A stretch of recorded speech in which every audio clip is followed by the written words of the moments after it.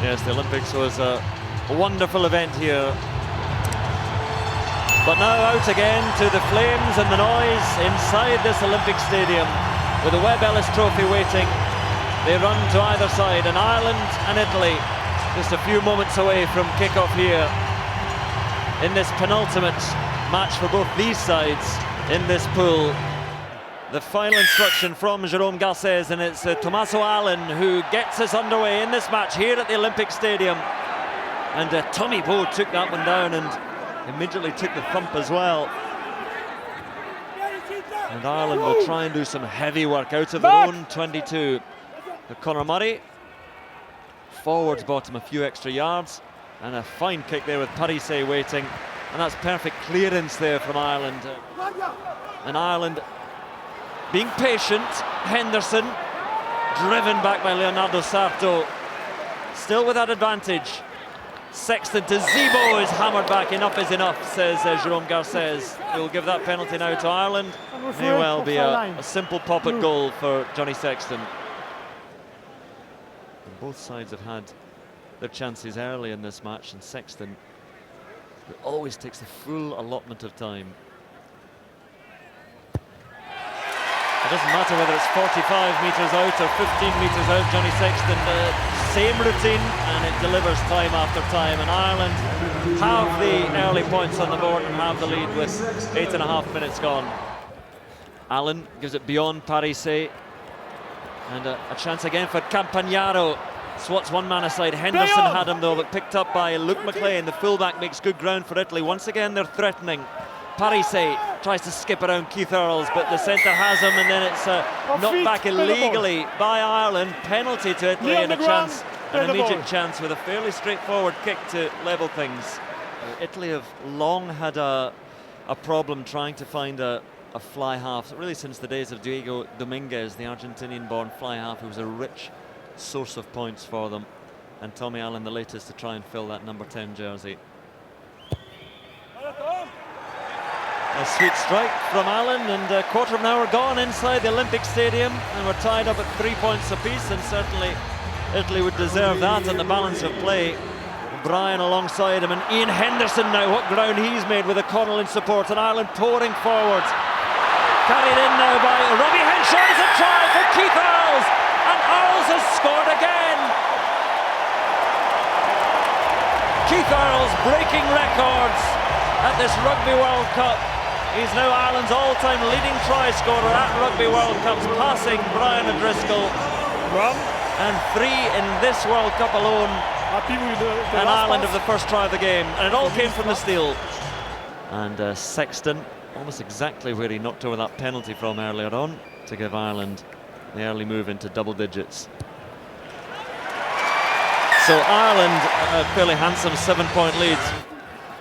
But Italy making some good ground again, and Italy have the penalty. And the man infringing there again is Paul O'Connell. So it will be Allen with another penalty attempt. And that one perhaps even more sweetly struck than the first. Bit of an angle to counter there, and Tommy Allen brings Italy back within 4 points. Just hearing the final call, the clock is red. Just need to secure this ball, but again it goes loose, so it'll be a chance then for Ireland. They will have the final passage of play. O'Brien lays it back for Murray. Wide it goes. Earl slips the high tackle. Keith Earls almost away, but then the ball goes forward and out. And there will be no score to finish this first half for Ireland. So close. But the first half will end with a 4-point difference. Ireland leading 10-6. Oh, how close were they here, Alan? Very, very scrappy first half from Ireland, but Italy have made life very, very hard. They've had more possession. They've put so much pressure on Ireland. They've just stopped that flow and that clinical edge that we've come accustomed to seeing Ireland having. So Sexton with the switch to start the second half. On a huge leap there from Campagnaro. The young centre took it down beautifully. Italy with early ball to play with, taken in by Simone Favaro. Him back, stay. And Luke McLean carried back into the 22, so no thoughts of going for touch. And then Zebo just ponders for a moment and then gives it to Tommy Bowe. He's taken down by Aguero. And the penalty to Italy is the first decision. They would have to beat France. And that is a tall order, obviously. Held at the back there by Favaro. Penalty advantage to Italy. The penalty is there for them, but they are wandering happily towards the Irish 22. So a crossfield kick, it's a chance to nothing. And for Venditti, the winger takes it, but into touch he goes. They'll come back for that penalty now. They knew it was there for them as security, as a safety net. But he's landed 2 from 2, as you can see. Tommy Allen. And a chance to draw Italy within 1 point here. So close to a try just a few moments ago through Furno. Once again, Tommaso Allen successful with the boots, and Italy are still very much in the hunt in this game, and it is their supporters. They are far outnumbered, but they are the supporters making the noise at the moment inside the Olympic Stadium. Into the danger zone for Italy. O'Connell. They want far more than a penalty here, Ireland. They still have that penalty advantage. So Sexton sends it high and down on the wing. Coming in is Carney looking for this. Henshaw there as well, but it comes forward off Italian hands. They'll come all the way back for that penalty. And Sexton to restore the 4-point lead that we had at the break. From near silence to the Irish roars and applause. A hook from the hooker, which is what they're supposed to do. Some don't in the modern game, but safe, solid ball for Ireland, and taken in there by Keith Earls. Conor Murray complains loudly, and his complaints are heard. Who will go through his slow and steady, measured routine. Looks fondly towards the posts.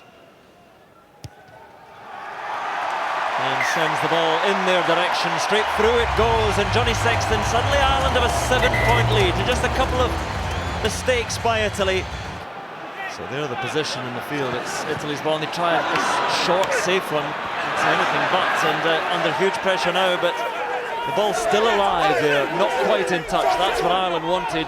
Sorry? The cover tackling. Actually, I think we're going to check something on TMO.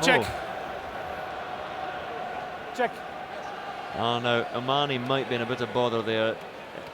It's clearing out is what it's called, but you've got to clear out and use your arms. Okay, it's clear for me. Charge with the shoulder, around the head and the neck. Yeah. It's clear, yellow card. 6. That's a yellow card, more than just a penalty for Peter Omani. Now this is very interesting, a 7-point lead. Yeah. I must protect the player. You charge with the shoulder. Here, on the neck, the head. It's a yellow card. Despite all the pleading of Peter Omani, he is off. He will finish this match in the bin. And O'Connell cannot quite run out the clock now from 2.5 minutes. Fine. Murray kicks it towards McLean. The chase not quite quick enough from Tommy Bowe, and then the mistake. Clear obstruction. Well, the Italian player obstructing Tommy Bowe as a big decision from Jérôme Garcés, because that is a game decider. It's a penalty to Ireland. This for a place guaranteed in the quarterfinals of the World Cup.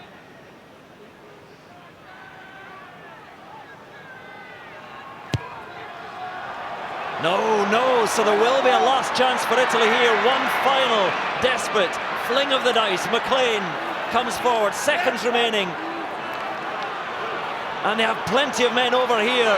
Irish defence scrabbling across as Furno comes away with it. But for Italy, this has to be perfect. From deep inside their own 22, they will come.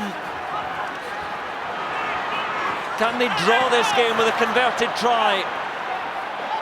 The clock goes red, and Ireland try and get the blue shirts towards touch, and it's lost, and Heaslip has it, and Ireland have this game now.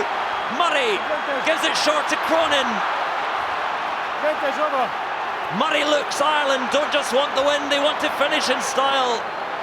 They may kick it out soon. Murray gives it wide, and Sexton says enough is enough. We will take our place in the quarterfinals. We will see what France have to offer next weekend to decide first and second place.